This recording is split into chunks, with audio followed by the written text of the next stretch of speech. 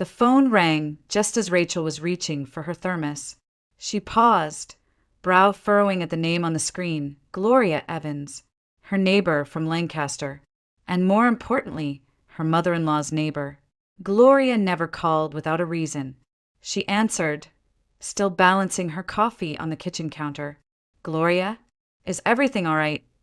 But the voice that responded wasn't Gloria's. It was someone else, older, breathless. Mrs. Whitmore? I'm Shirley. I live next door to Gloria and Helen. I'm afraid there's been an emergency. Rachel's spine straightened. Her pulse quickened. It's your mother-in-law. Helen collapsed this morning. The paramedics came. They think it was a stroke. She's at St. Luke's now, in critical condition. Rachel didn't speak. Her lips parted, but no sound came out. In the background, Caleb was walking into the room, humming, oblivious. Thank you, Rachel finally managed, her voice shaky. Thank you for letting me know. She ended the call and turned to her husband. Caleb, she said, your mother's in the hospital. It's serious. He blinked. What? How? I just talked to her 2 days ago. Rachel grabbed her purse. I'm going. I'll take the next train to Lancaster. But Caleb held up a hand. Wait, I have meetings all day. I've got the French delegation coming in at noon.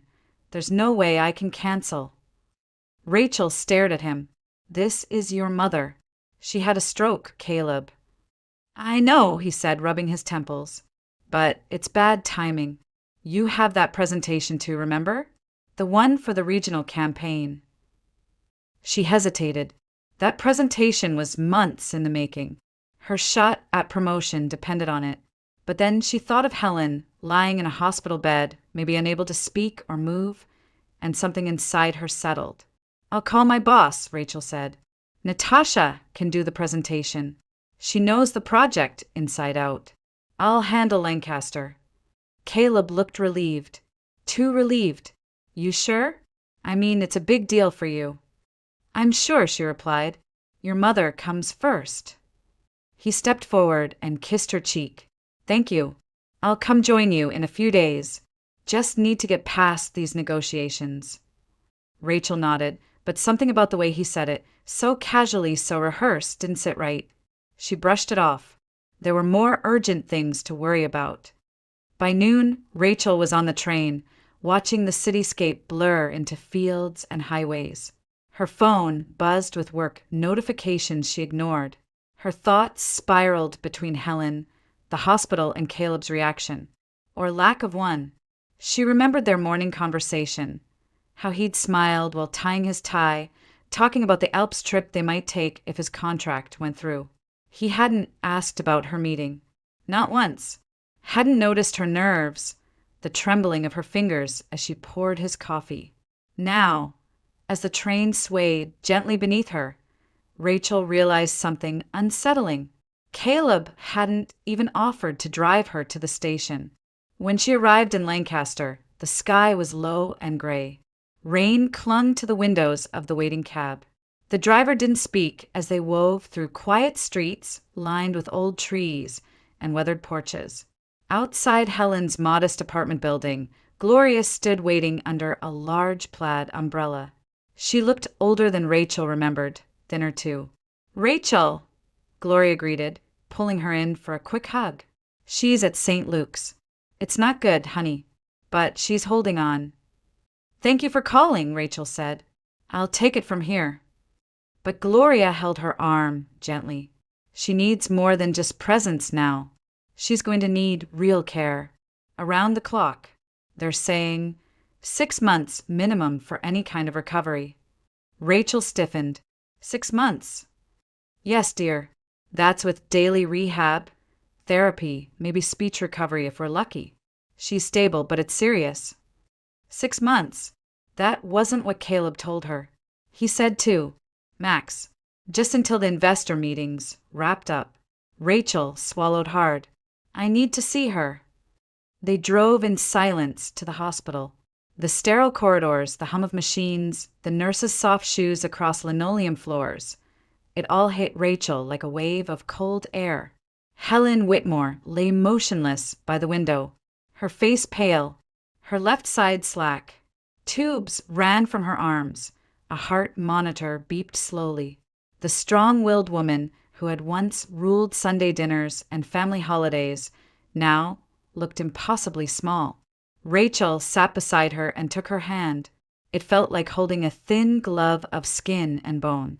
Helen stirred, eyes fluttering open for just a moment. "Rachel," she whispered, her voice dry and cracked. "I'm here," Rachel said, squeezing her hand gently. "Caleb had a meeting, but I'm here now." Helen blinked slowly. "You came." "Of course," Rachel whispered, but her voice wavered. She looked down, biting back tears. Outside the window, the clouds thickened.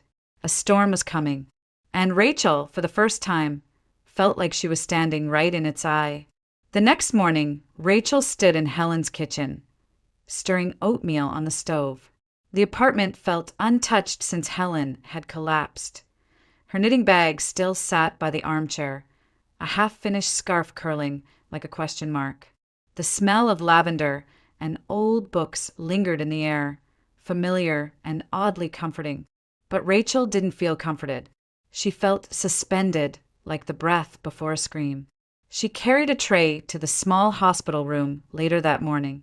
Helen was awake, but speech came only in fragments. Her left arm barely moved. Still, she managed a weak smile when Rachel entered. "I brought oatmeal," Rachel said softly, settling beside her. "Not your usual, but it's warm. Gloria says the hospital food is worse than cafeteria stew." Helen's eyes sparkled faintly. She tried to laugh, but it came out like a breath caught on gravel. Rachel helped her eat, spoon by spoon, wiping her mouth gently between bites.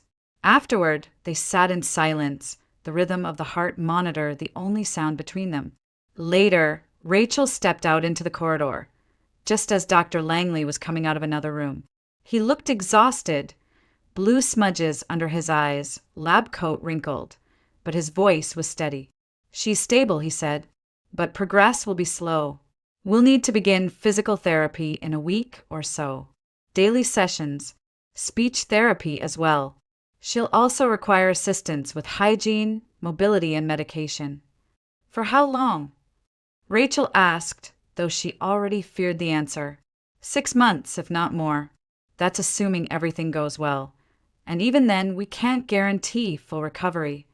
Rachel felt the words settle over her shoulders, like wet concrete.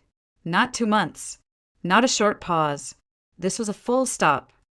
That night, Rachel called Caleb from the guest room at Gloria's house, where she was staying temporarily. His voice came through the line crisp and cheerful. "Hey babe," he said, "how's Mom?" Rachel kept her voice measured. "Stable, but she needs long-term care. Physical therapy, speech rehab, constant supervision." There was a beat of silence. Then, "Oh, that's serious, huh?" "You said 2 months, Caleb. The doctor says at least 6. "Things change, Rachel," he said quickly. "No one can predict this stuff. Look, I want to be there, I do. But I'm in the middle of this French deal, and if I pull out now, I might blow everything." Rachel closed her eyes. "You always have something. A contract, a trip, a reason to be absent." "That's not fair," he snapped, then softened.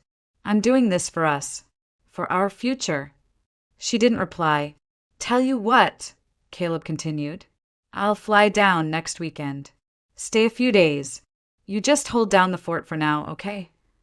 "Okay," Rachel said, even though her gut whispered otherwise. The days began to blur. Every morning, Rachel visited Helen. She sat through therapy sessions, helped with meals, managed medications. Afternoons were filled with errands, pharmacy runs, insurance paperwork, navigating the unfamiliar rhythms of Lancaster. At night, she collapsed onto Gloria's worn guest bed, too tired to think. Caleb called in the evenings, always with an update about how close he was to wrapping up. But the weekends came and went without him. "You know," Gloria said one morning as they folded laundry together in the sunroom, I remember Caleb as a sweet boy, but he hasn't come around much in recent years. Rachel folded a towel carefully. He's busy. His work is intense. Gloria raised an eyebrow. We all work, dear. But when my mama was sick, I drove 3 hours every weekend to see her. Baked casseroles. Sat through every check-in. That's what you do for family. Rachel wanted to argue, but couldn't. The truth was forming like a bruise under her ribs, visible now, painful to touch. That night, scrolling through her phone to numb the exhaustion, Rachel paused on a photo. It was a post from Marina, one of Caleb's old classmates. A group selfie in a trendy Philadelphia restaurant. Laughter, champagne, and in the far back corner of the image, seated by the window, was Caleb, with a blonde. They weren't touching, but they were leaning close, heads bent, laughing at something only they could hear. Her hand brushed his arm. His lips were near her ear. Rachel's thumb hovered over the screen. She zoomed in. No mistake. It was Caleb, and it wasn't business. Her chest tightened. Her first instinct was to call him, scream at him through the speaker. But she didn't. Instead, she saved the photo, closed the app, sat in the dark. She didn't cry. Not yet. Something colder had settled in. The next morning, Rachel stood at the window, coffee untouched in her hand. Gloria walked in holding a bundle of fresh herbs. Didn't sleep? Gloria asked. No, Gloria tilted her head. You saw something, didn't you? Rachel nodded slowly. He's lying to me. Gloria placed the herbs on the table, walked over, and gently placed a hand on her shoulder. Then maybe, she said softly, it's time you stop lying to yourself. Rachel stood in the hospital hallway, phone pressed to her ear, listening to Caleb's voice buzz through the line with calculated warmth. I know, Rach, I know it's been a while, he said, breathless as if rushing between meetings. But this week got out of control, legal paperwork, supplier issues, and the translator bailed. The French are threatening to pull out. It's a mess. You promised you'd come last weekend, Rachel said calmly. I meant to. I really did. But things snowballed. Listen, I'll wrap this up Friday and take the first flight Saturday. You'll see me soon. Rachel didn't respond. She stared at the row of vending machines across the hall, their blinking lights reflecting faintly on the cold tile floor. I know it's hard, Caleb continued, but you're amazing, babe. You've always been the strong one. Mom's lucky to have you. She ended the call with a clipped okay and slipped the phone into her coat pocket. He didn't notice she hadn't said goodbye. The weeks passed with mechanical rhythm. Rachel rose early, dressed in borrowed clothes Gloria had offered, and walked the half-mile to St. Luke's through the crisp air of early fall. The trees lining the streets of Lancaster had begun to change, fiery red and amber leaves swirling in quiet flurries. Inside the hospital, the days were endless. She learned how to change for dressings. She adjusted pillows to prevent bed sores. She coaxed mashed potatoes past Helen's lips. She waited silently through Helen's long attempts at speech, her garbled consonants and slurred vowels like puzzles Rachel refused to give up on. By the time Helen was discharged, Rachel had memorized the routine. Every pill, every dietary restriction, every stretching exercise. They moved into Helen's apartment, where Rachel converted the living room into a care space. She bought a medical bed, installed safety rails, rearranged the furniture. Her own life in Philadelphia began to feel like a past life, distant, muted. Each night, Caleb called. Each night, he didn't come. Gloria helped when she could, dropping off soups and lemon tea, running errands when Rachel was too exhausted to drive. They sat together some evenings folding laundry or watching the local news in silence. One Friday, Gloria arrived with a warm pie and something in her eyes, something knowing. He's not coming, she said simply, as she sliced a piece for Rachel. Rachel wanted to protest, to defend Caleb like she always did. But instead, she lowered her fork and said nothing. Sweetheart, Gloria said gently, I've lived long enough to recognize a man who doesn't want to show up. He's not torn. He's not struggling. He's just somewhere else. Rachel exhaled slowly. The warmth of the kitchen, the cinnamon smell, the gentle clink of utensils. It all felt like an illusion wrapped around a truth she no longer had the strength to ignore. "You think he's with someone?" she asked quietly. Gloria didn't answer right away. She simply met Rachel's eyes and said, "I think you already know." That night, after Helen had fallen asleep, Rachel lay on the couch scrolling through her phone. She didn't mean to spy, but something inside her, raw and restless, needed confirmation. She opened Caleb's Instagram. Nothing new. No clues. Then she checked Marina's page again. A new post, this time clearer. Caleb sat at a table in a rooftop bar, city lights behind him. The same blonde woman sat beside him, closer this time. Her hand rested lightly on his thigh. His face was turned toward her, a soft smile Rachel hadn't seen in months, lighting his eyes. The caption read, "When work dinners turn into something sweeter," a champagne emoji. A heart. Rachel's hand trembled. She saved the photo, locked the phone, and stared at the ceiling. She felt nothing. No tears. No rage. Only a hollow understanding that something was over. The next day, she went about her routine in silence. Helped Helen with exercises. Cooked oatmeal. Folded towels. But every motion felt rehearsed, as if someone else had taken over her body. That evening, as Rachel tucked Helen into bed and dimmed the lights, her mother-in-law whispered, "He's not coming, is he?" Rachel froze. It was the first time Helen had spoken of Caleb in weeks. "No," Rachel said softly. "Not yet." Helen's eyes fluttered closed. "He never did stay," she murmured. Rachel stood by the bed long after Helen had fallen asleep. Her thoughts churned quietly, heavy and sharp. She couldn't confront Caleb over the phone. Not like this. Not without seeing the look on his face when he lied. Not without looking into his eyes and asking the question he could no longer dodge. She needed to go back, just for a day or two, just to confirm what her heart already knew, just to stop pretending. The early morning train pulled into Philadelphia under a blanket of steel-gray clouds. Rachel stepped onto the platform with a small overnight bag and a quiet storm behind her eyes. She had told Caleb she was coming to pick up supplies for Helen. That part wasn't a lie, but the truth was heavier than aspirin and compression socks. She didn't know what she expected to find. Maybe she hoped she was wrong, that the blonde woman was a business contact, that the intimacy had been imagined, that Caleb would greet her with surprise and relief. But deep down, Rachel knew.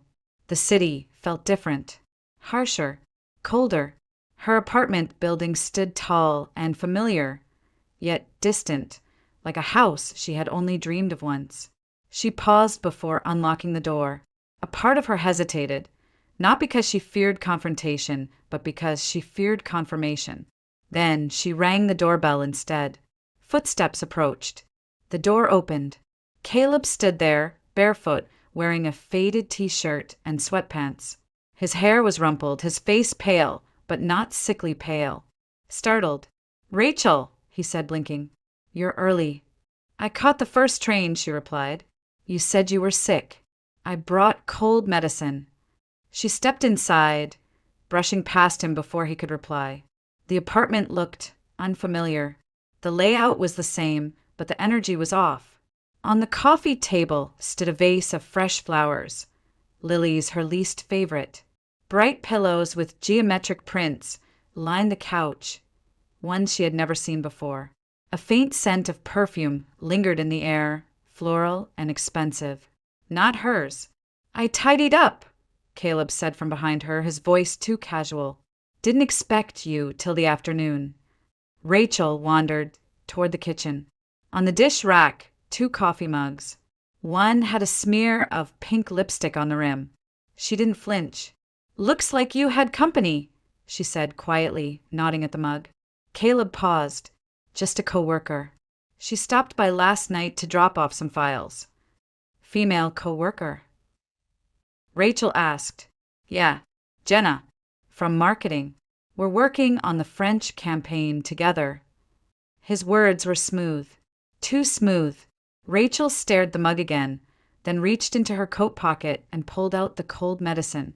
You said you were sick, she said, placing the box on the counter. But the apartment smells like roses and wine, and you're not even sniffling. I took something earlier, he replied quickly. Rachel walked into the bedroom. Her side of the bed looked different. The sheets had been changed.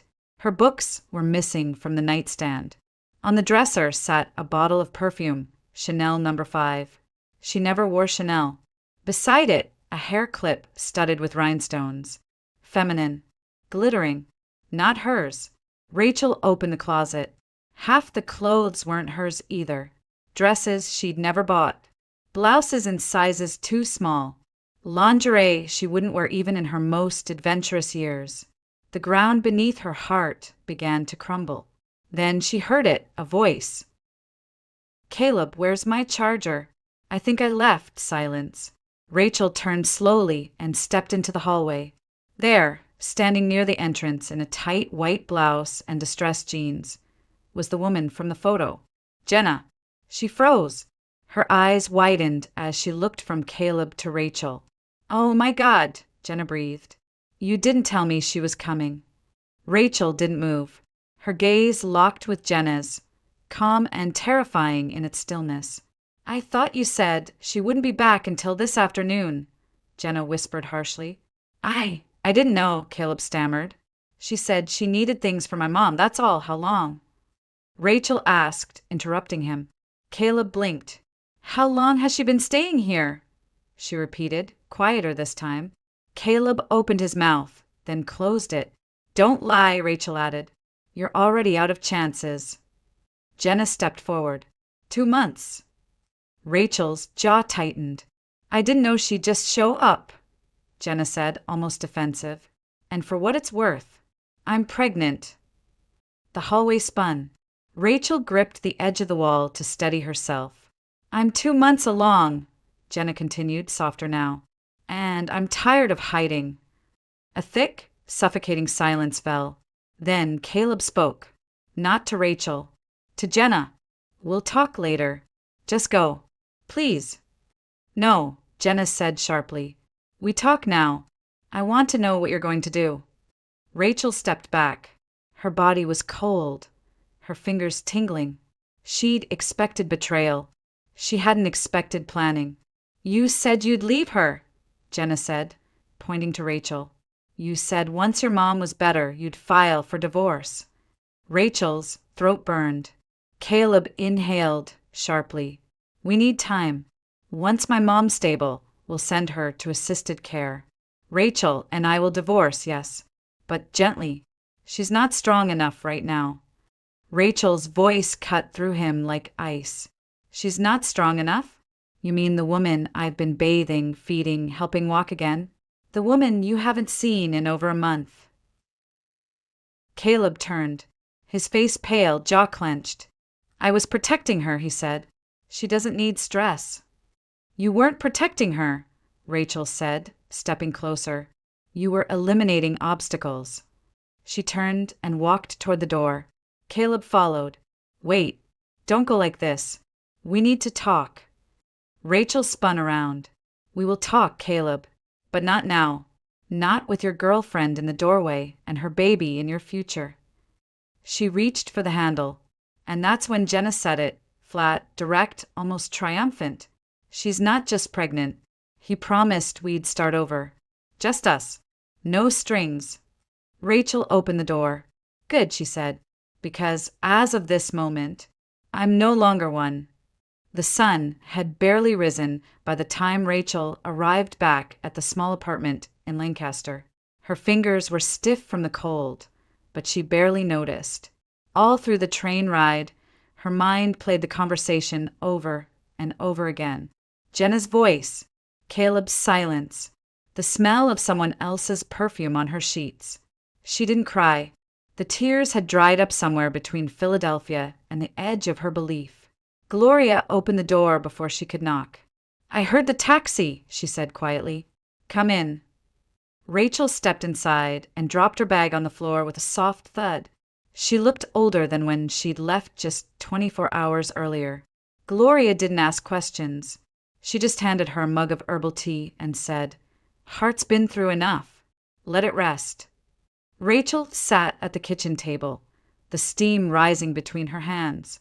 After a moment, she whispered, "There's another woman. She's been living there. For months." Gloria sat across from her, lips pressed into a thin line. "She's pregnant," Rachel added. "And Caleb," he said, "once his mother's better, he'll send her to assisted care. And divorce me. Quietly. He called us obstacles." Gloria didn't speak right away. Instead, she reached across the table and placed her hand gently over Rachel's. It was a simple gesture, but it carried all the weight of solidarity. "I've known men like Caleb," she said finally. "They don't break things with hammers. They do it with whispers, with smiles. And when you look down, you realize you've been standing on cracked glass for years." Rachel looked down at the tea. "He used my care for Helen against me." Gloria nodded. "Because he knew you'd never leave her." That afternoon, Rachel returned to Helen's apartment and resumed the routine as if nothing had happened. She reheated soup, changed linens, administered medications, but there was a stillness in her, a new kind of silence that wrapped around her like armor. Helen noticed it. That evening, as Rachel helped her from the chair to the bed, Helen reached for her hand and said, "He still hasn't come." Rachel didn't respond right away.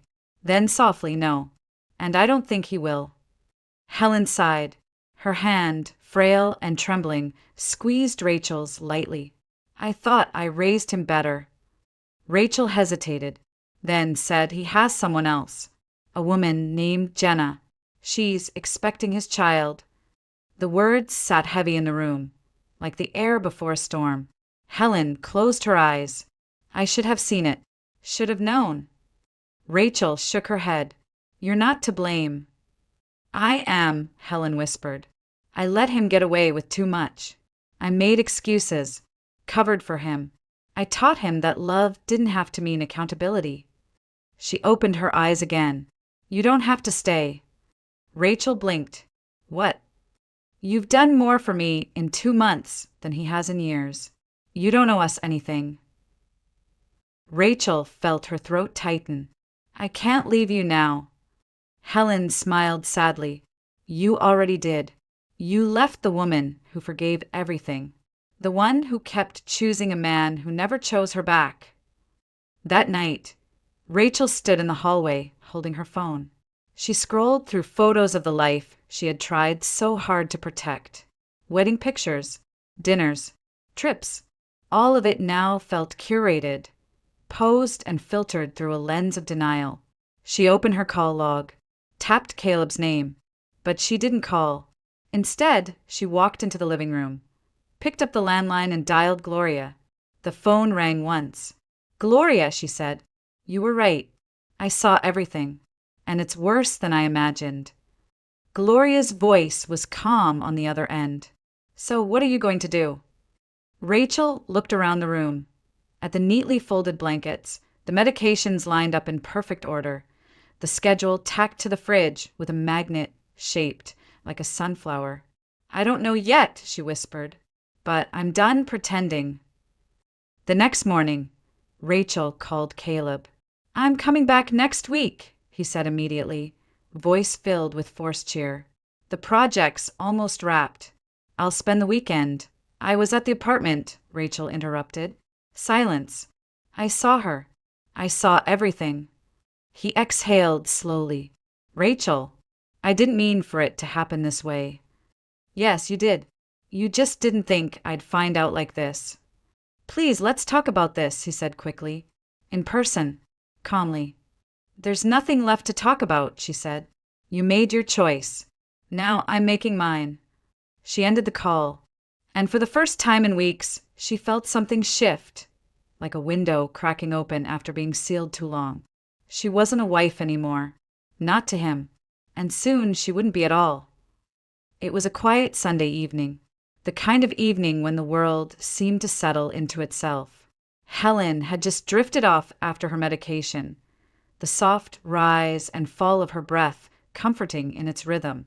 Rachel sat in the small living room, surrounded by shadows and silence, trying to hold herself together. She hadn't planned to go back. Not again. But something inside her, restless, unresolved, pulled her toward the truth. Not just pieces of it. The whole picture. She needed to hear it for herself. Not from photos. Not from confessions under pressure.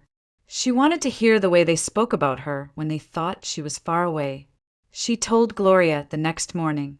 "I'm going back," she said simply. Gloria didn't ask why. She just nodded and said, "Be careful." Rachel didn't tell Caleb she was coming. She didn't need to. He had already stopped expecting her. She arrived in Philadelphia by noon, picked up the cold medicine again, her old shield of pretense, and rode a cab to the apartment. The hallway was quiet. She rang the bell once. No answer. She used her key. Inside, the apartment was pristine, almost too pristine. There were fresh flowers in the vase, but a different kind this time, roses. Her coat no longer hung on the rack. The bookshelf had been rearranged.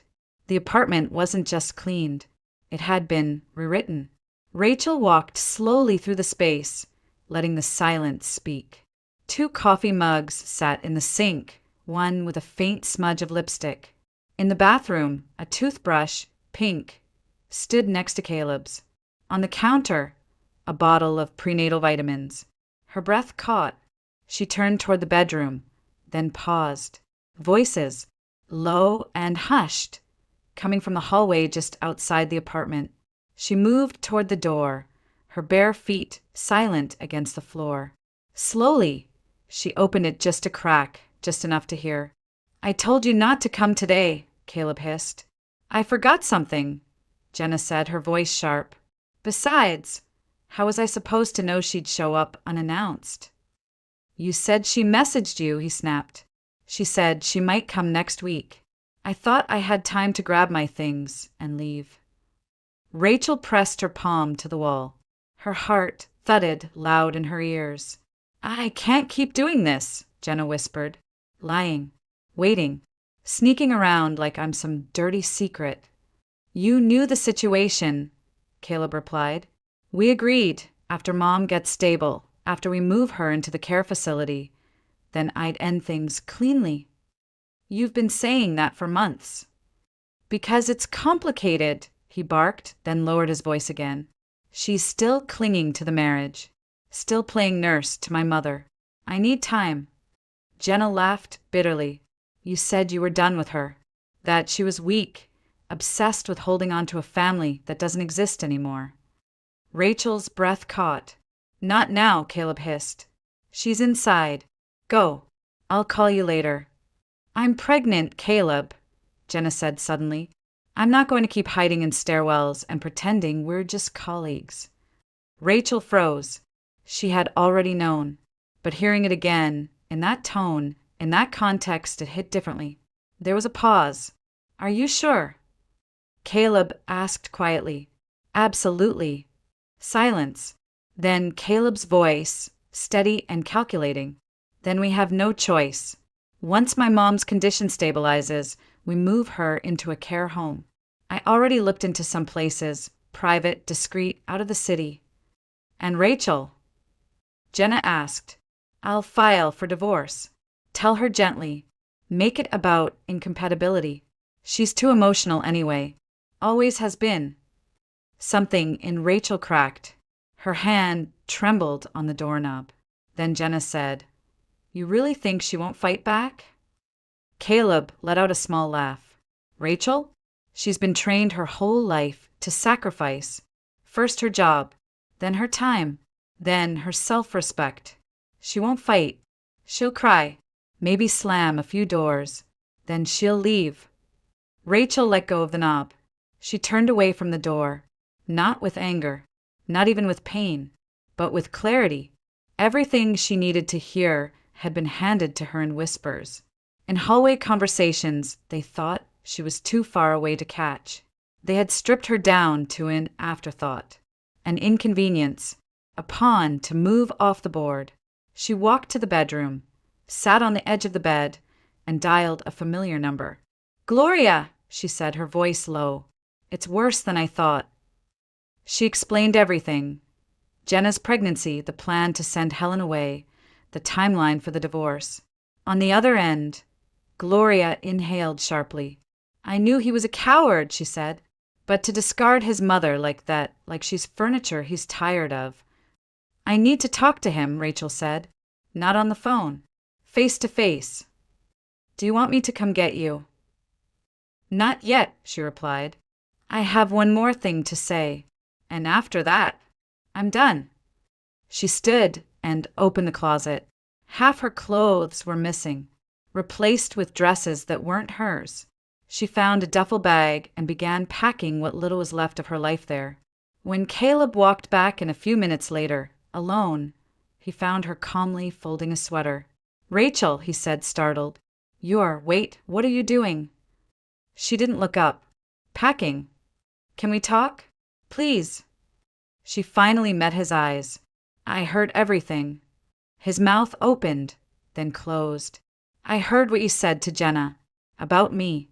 About your mother. About your plans." "Rachel," he said, stepping forward. "You have to understand." "No," she cut in. "I don't. Not anymore." And she kept packing, and he couldn't stop her. Rachel didn't shout. She didn't throw things. She didn't cry in front of him. She folded her clothes into the bag one by one, her movements calm and measured, as if she were preparing for a weekend trip instead of walking out of a marriage. Caleb stood in the doorway of the bedroom, arms slack at his sides. "You're overreacting," he said finally. "You're tired, emotional. Let's just sit down and talk this through." She zipped the bag. The sound was loud in the silence. "You want to talk?" Rachel asked, turning to face him. "Okay, let's talk." Caleb relaxed slightly. "Good. That's all I'm asking." She gestured around the room. "Let's talk about how this place looks nothing like it used to. Let's talk about how you erased me before I even left. Let's talk about how you told your girlfriend I was weak and too emotional." Her voice didn't rise, but every word struck like glass against tile. Caleb tried to reach for her hand. "You have to understand the pressure I'm under." "No," she said firmly, stepping back. "You don't get to hide behind pressure. Not when I've been the one holding everything together. Your mother, her recovery, this apartment, your name." "I never asked you to do all that," he muttered, almost sulking. "No," she agreed. "You didn't. You just let me. Because it was convenient." He didn't reply. "I was never your partner, Caleb," she said. "I was your buffer, your caregiver, your silence." She picked up the bag and slung it over her shoulder. He stepped forward again, this time more urgently. "Where are you going?" "Back to Lancaster. For now." "You're just going to walk out?" She tilted her head. "You were hoping I'd scream? Throw things, make a scene, so you could tell everyone I was unstable. But I'm not giving you that story." He swallowed hard. "You don't have anywhere else to go." Her voice was colder now. "You've always assumed I had nowhere else. That's your mistake." He followed her into the hallway, speaking quickly. "You're still my wife. We can work through this. We've been through worse." Rachel paused at the door. "No, Caleb. I've been through worse. You've simply waited for the fallout to settle." She opened the door. "You're not thinking clearly," he said, almost pleading now. "I'm thinking more clearly than I have in years," she replied. Outside, the sky was soft with evening light. She descended the stairs without looking back.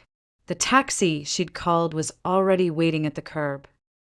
When she arrived back in Lancaster, Gloria met her at the station. Rachel stepped out of the cab with her bag and nothing else. No tears, no explanations, just the exhausted calm of someone who had finally set down a burden she never agreed to carry. Gloria didn't ask any questions. She just wrapped Rachel in a long, quiet hug. "You did it," she whispered. "You left." "I had to," Rachel replied. "He thought I wouldn't." They drove in silence, the town slipping by through the windows like an old photograph. The leaves had started falling in earnest now, covering sidewalks and porches like a soft surrender. When they arrived at Helen's apartment, the older woman was asleep in her chair by the window, a blanket draped across her knees. Rachel stood for a long moment watching her, her chest tight. She didn't wake her. Instead, she walked quietly to the kitchen and made herself tea. She sat at the table and opened her notebook, one she hadn't touched in years. The first page still had scribbles from a long-abandoned idea for a memoir. She turned to a clean sheet and began to write, not for Caleb, not about Caleb, but about Rachel, the woman who had carried other people's weight for too long. The woman who chose silence not because she had no voice, but because she was learning when and how to use it. The woman who left without slamming the door, because she had something far louder waiting to be written. The next morning, Helen woke to find Rachel already up, dressed, and standing by the window. The tea kettle whistled softly in the background, and golden light spilled across the apartment like warmth returning to a body long gone cold. "You're back," Helen said, her voice gravelly from sleep. Rachel turned. "I am." Helen studied her face, the stillness in her eyes, the subtle tension in her shoulders. "You left him." "I did." Helen nodded, like she had known it would happen eventually. "Good." They sat together over breakfast, the silence no longer heavy, but respectful. Two women who had both loved and lost in ways no one else fully understood. Then Rachel reached into her sweater pocket and pulled out an envelope. She laid it gently on the table. "What's this?" Helen asked. "A letter," Rachel said. "From your son, or more accurately, for him. But I want you to read it first." Helen hesitated before unfolding the paper. Rachel sat quietly as Helen's eyes scanned the words, her face flickering between disbelief and sorrow. In the letter, Rachel had written everything. What she'd overheard, what Caleb had said, his plans for her, the home he'd researched behind her back, how he had justified discarding her as if she were too fragile to notice being abandoned. At the bottom, a single line in bold ink. "I will not participate in betraying the woman who taught me what grace looks like." Helen folded the letter with trembling hands. "I'm sorry you had to hear that," Rachel said quietly, "but you needed to know." Helen looked at her for a long moment. "Thank you for telling me. I would have gone to that facility believing it was my idea, thinking Caleb had my best interests in mind."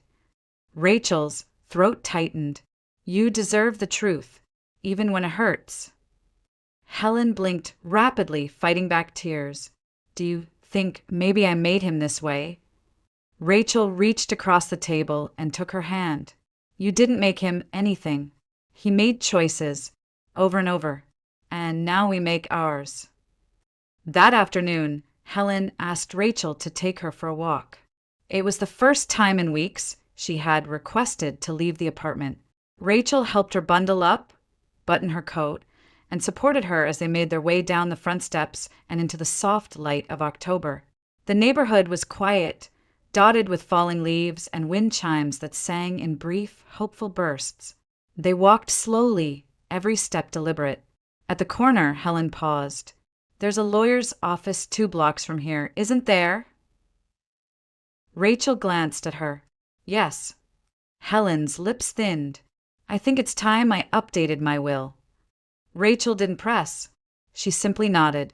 "I don't want Caleb to have anything he didn't earn," Helen said after a moment. "And he's earned exactly nothing." "You're sure?" Rachel asked softly. "I'm sure," Helen replied. "And when I'm gone, I want the person who stayed, not the one who disappeared, to be the one holding the key." They turned back, toward home. Helen walked straighter now, as if reclaiming not just her balance, but her authority. That evening, after Helen had gone to bed, Rachel sat alone at the kitchen table. She pulled out her notebook again. On a fresh page, she began listing names of the care agencies Helen might need in the future. She wrote down the names of lawyers Gloria had recommended. She started sketching a schedule, not for obligation but for liberation. A life with structure, not chains. Then she opened her laptop and clicked on a folder she hadn't touched in 2 years. Design concepts. There, like relics from a different lifetime, were illustrations, brand logos, color palettes. The beginnings of a business she had once dreamed of starting. A sustainable home goods brand. Back when she still believed she was allowed to want things for herself. Rachel stared at the screen for a long time. Then, like waking up from a long sleep, she began to work. She adjusted the font of a logo. She wrote a mission statement. She saved the file under a new name, Sparrow and Ash. She smiled faintly. The name meant something.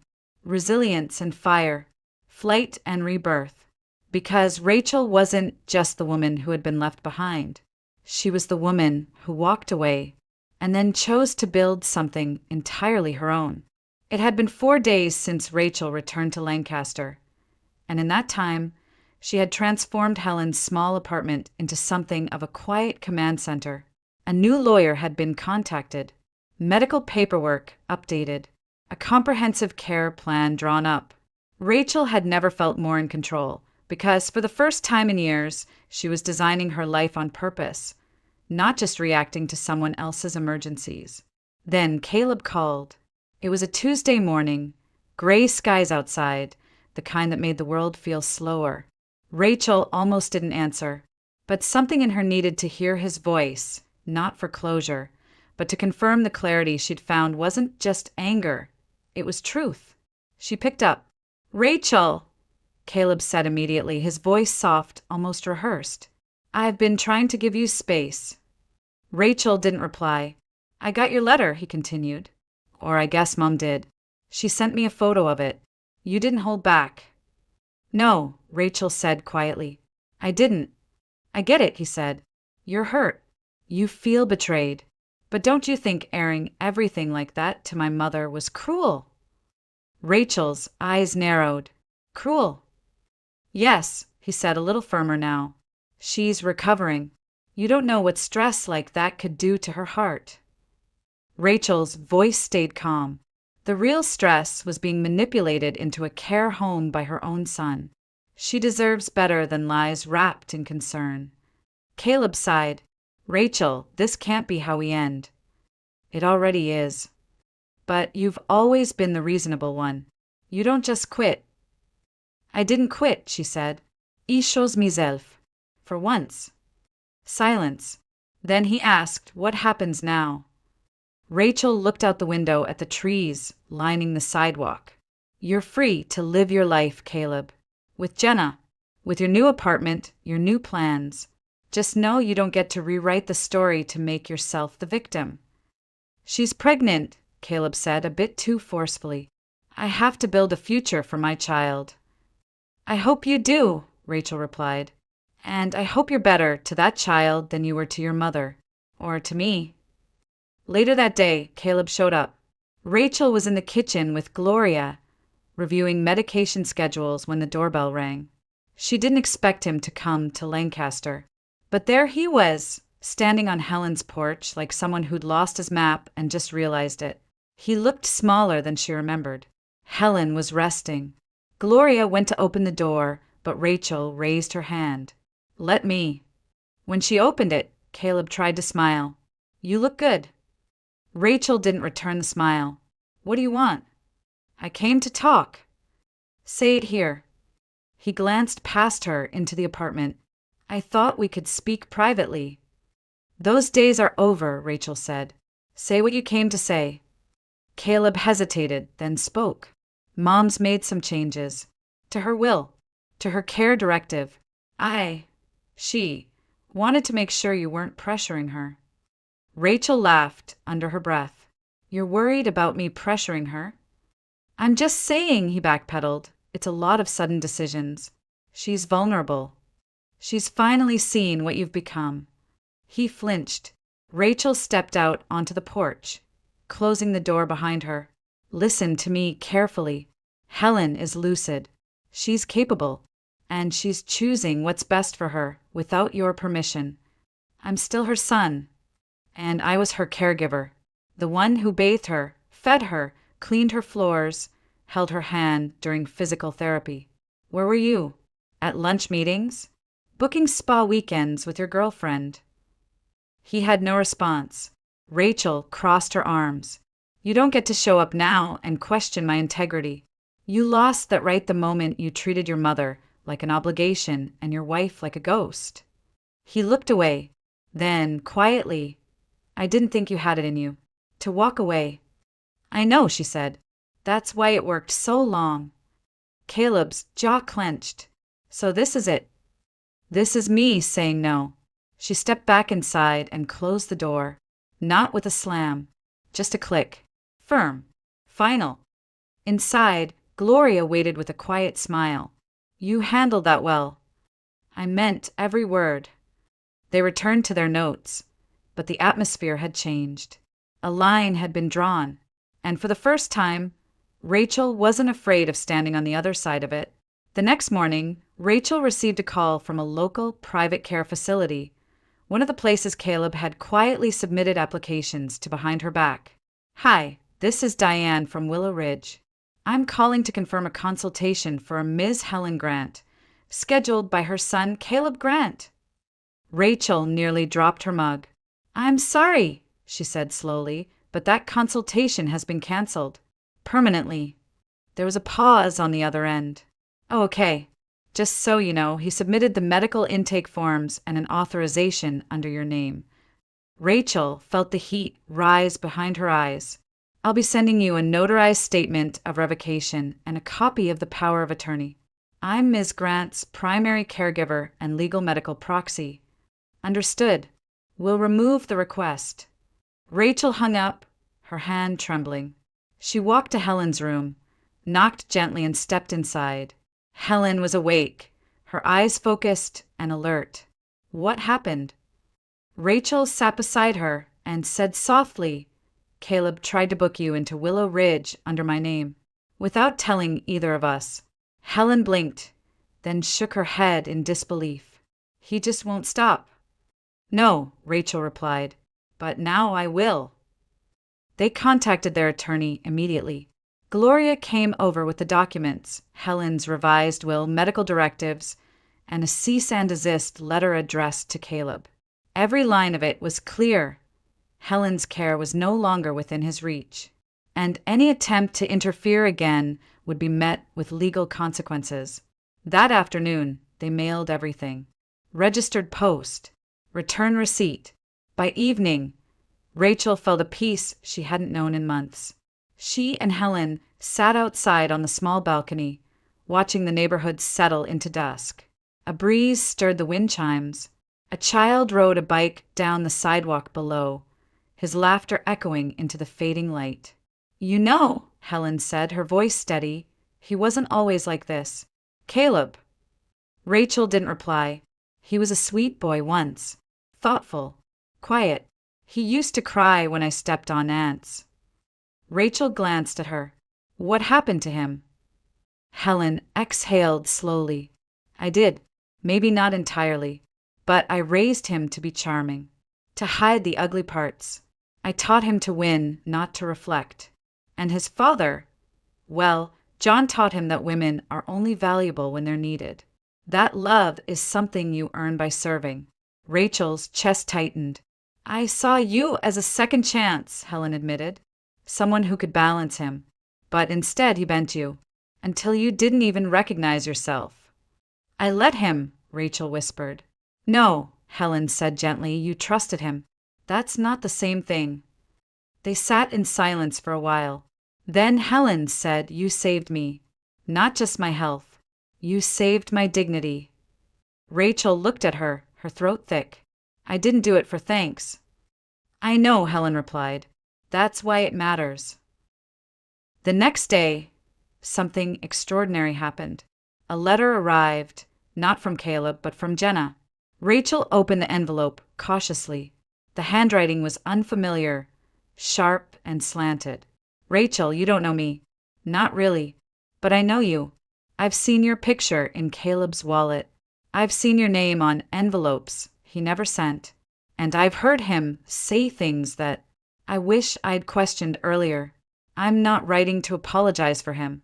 That's his burden. I'm writing because I'm leaving.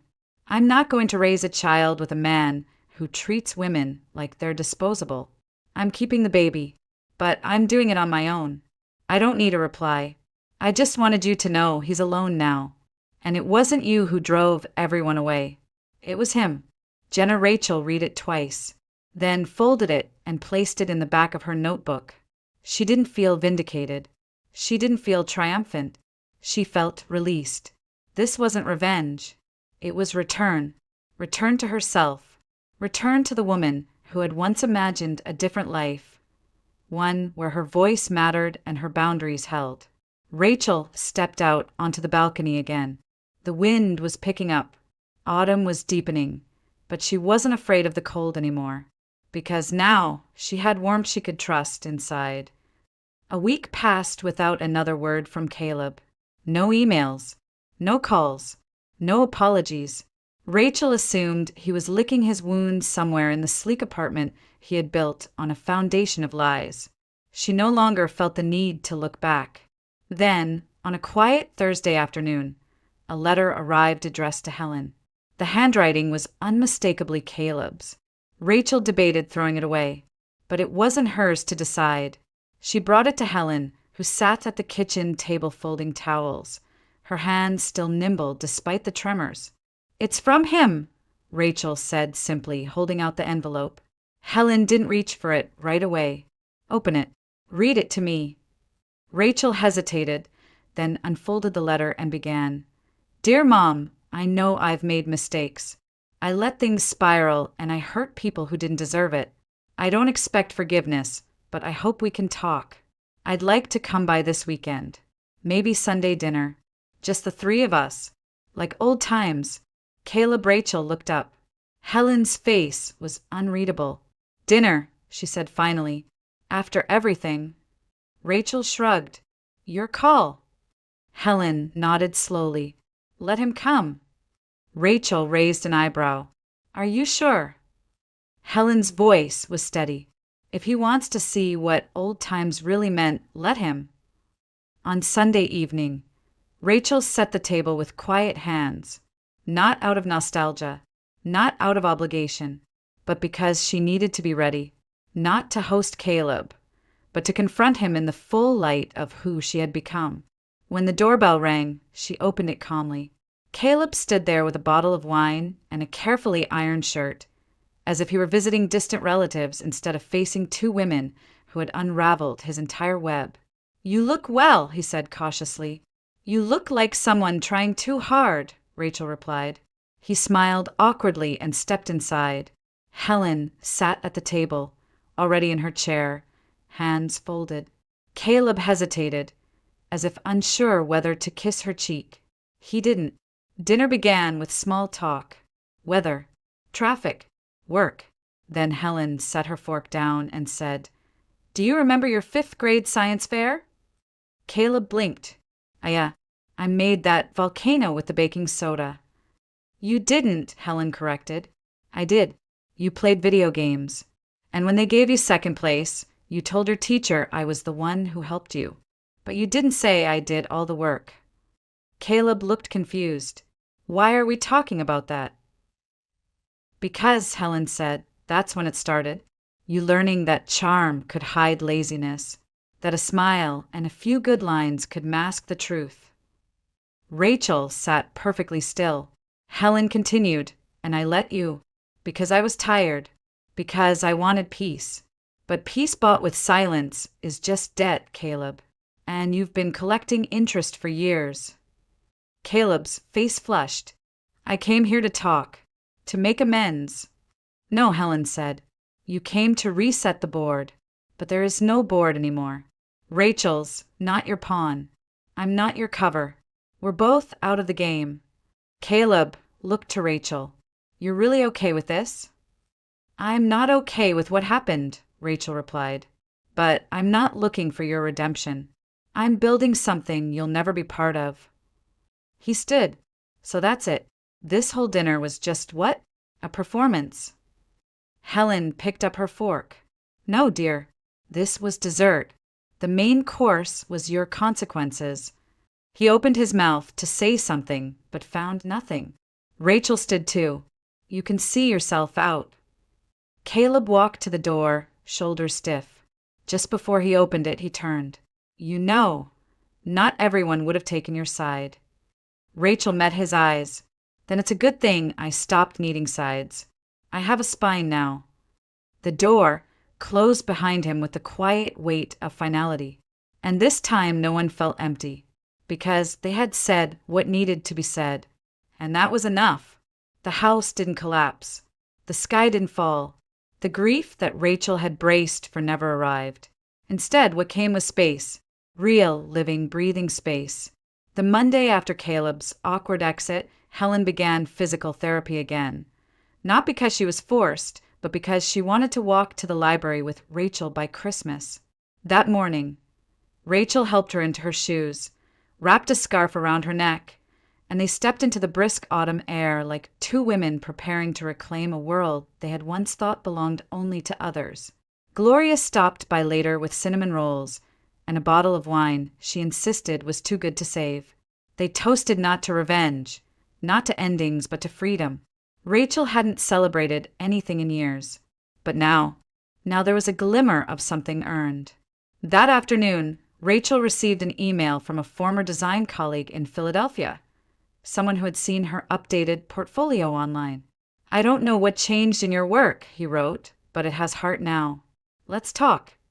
She didn't reply right away. Instead, she sat at her desk, looking out the window at the golden trees swaying. No rage. No panic, just a quiet ache where something old had once lived. Then she replied, I'm ready. That night, Helen knocked gently on Rachel's door. May I come in? Rachel nodded and set down her pen.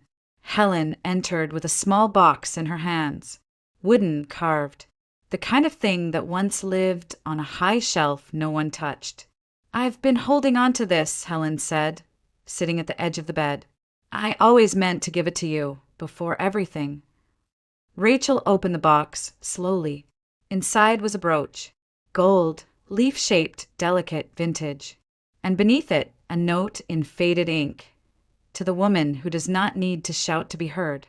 Rachel stared at it, unmoving. It was my mother's, Helen said.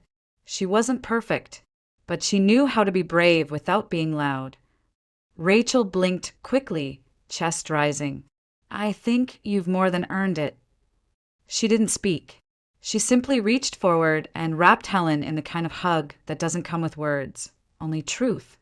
The next morning, a certified envelope arrived for Rachel. It was from Caleb's attorney. She didn't open it right away. She made tea. She took her time. She sat on the balcony and let the sun touch her face before she even thought of what it might say. Then she slit the seal and read it. Caleb had filed for divorce. Uncontested. No demands. No threats. Just a clinical list of what he wanted to walk away with. He hadn't included Helen's condo. He hadn't asked for money. Not even the car. Just silence. Rachel read it twice, then set it down. Final, she whispered, and meant it. At dinner that night, Helen asked, Do you regret it? Rachel looked at her over the rim of her mug. Leaving. Helen nodded. Rachel thought for a moment. No, I regret staying so long I forgot how to leave. They ate in comfortable silence, candles flickering between them. Outside, the wind picked up, swirling the dry leaves like whispers of the past spinning themselves into nothing. And somewhere across town, in an apartment too quiet for someone who always needed an audience, Caleb sat alone. No one had yelled. No one had thrown plates.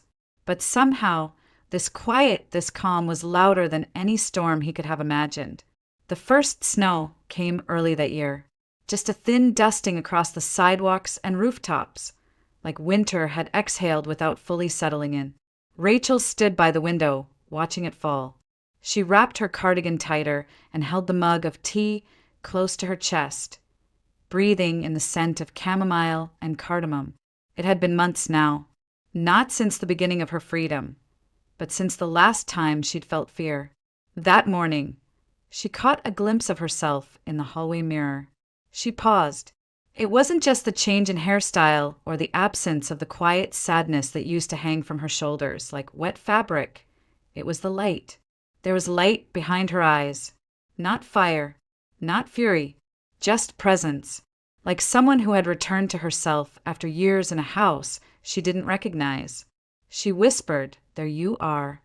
Helen had become stronger, both in body and voice. Physical therapy sessions had turned into short walks outside, then trips to the grocery store, then, just last week, a visit to the town square to watch the Christmas lights being hung. People who had once pitied her now greeted her with warmth and admiration. And beside her always was Rachel, no longer the shadow wife, no longer the woman who waited to be chosen, but someone known and respected. One evening, while organizing boxes in the spare room, Rachel found something she hadn't seen in years, a small, leather-bound notebook she used to sketch during her design school days. Inside were notes about dream clients, fabric samples taped to the pages, and a business plan titled Harvest and Hearth. She smiled. The name didn't feel right anymore. That woman had been dreaming of safety, of simplicity. But the Rachel of now, she didn't need small. She needed true. She pulled out a new notebook and wrote, in neat cursive at the top of the page, "The Ash and Wing Collective, no more waiting. No more proving. Just building. Not a brand. A life." That weekend, Helen hosted a tea for a few women from her neighborhood. Old friends, some new acquaintances. Rachel wasn't sure how many would actually show up, but by noon the table was full, the room alive with the kind of laughter that heals fractures too deep for words. Helen wore lipstick for the first time in months. She told stories that had Rachel laughing so hard she had to excuse herself. When one woman asked, "So, your son, will he be joining us for the holidays?" Helen replied without hesitation, "No, but my daughter will." She gestured to Rachel with a soft smile. Rachel felt her throat tighten. She had never been introduced that way before. Not by blood, not by law, but by choice. And somehow that meant more. Later, after the last guest had left and Helen had gone to bed, Rachel sat on the sofa, knees tucked under her, notebook in her lap. She sketched a candle label design. Simple, elegant. She thought about the scent, pine, tobacco leaf, maybe a note of vanilla and firewood. She titled it, "First Winter Free." She stared at the name for a long time. Then she whispered to the quiet room, "This is the life I gave myself." Outside, the snow began again, soft and steady. No storms, no chaos, just the gentle hush of a world that had finally stopped spinning on someone else's axis. And a woman who no longer needed a mirror to know she had survived. Spring came late that year, like a cautious guest unsure of her welcome. But when it did arrive, it bloomed fiercely, dogwoods exploding in soft whites, tulips lining the sidewalks like delicate soldiers, and a warm breeze that smelled like second chances. Rachel was in the kitchen when she found it, a letter unopened, tucked behind an old cookbook Helen had been sorting. The envelope was thin, the paper aged, and the handwriting unmistakably her own. She had written it nearly 2 years ago, during one of those long, aching nights when Caleb's absence felt louder than his presence. A letter she never sent. A letter meant for her future self, back when she wasn't sure she'd have one. She read it standing at the counter. "Rachel, if you're reading this, it means you made it out. Or, at least, you're thinking about it. Maybe you're scared. Maybe you've already left, and now you're wondering what comes next. I don't know where we'll end up, but I do know this. You are not crazy. You are not weak. You are not the problem. He made you feel small so he could feel big. He called it love, but it was control. He called it care, but it was convenience. He made promises like fences, meant to keep you inside, not keep you safe. Please remember who you were before him. And if you can't remember, that's okay. Just start building her again. From the ground. From the ash. From whatever pieces you still have in your hands. Because she's still in there. And she's worth saving. Love, Rachel. She folded it carefully and slid it into the new notebook she now carried with her everywhere. It didn't hurt to read anymore. It felt holy, like closure written by a ghost who had finally been laid to rest. That night, she sat beside Helen on the back porch. The wind was warm, and fireflies had just begun their slow dance above the grass. "I'm thinking of moving," Rachel said quietly. Helen didn't look surprised. "Where to?" "I don't know yet," she admitted. "Maybe Asheville. Maybe somewhere smaller. Somewhere I can paint, design, teach. Somewhere that's mine." Helen nodded. "You've earned it." They sipped tea in silence. Then Helen added, "You don't need my permission, you know." "I know," Rachel smiled, "but it means something to have your blessing." Helen took her hand. "Wherever you go, you'll carry everything you've learned. The pain, the strength, the peace. You don't need a house to hold it. It's already in you." 2 weeks later, Rachel packed a small moving truck. Not with regret, not with escape, but with intention. A new address, a new studio space, a new garden. She hugged Gloria tight. She kissed Helen's cheek and promised to call every Sunday. And as she drove away, windows down, music low, the wind tangling her hair, she whispered to the sky, "I am free." No audience, no finale, just one woman, one road, and the life she built after the storm had passed. The past didn't define her. The silence didn't break her. And the woman in the rearview mirror? She was finally exactly where she belonged.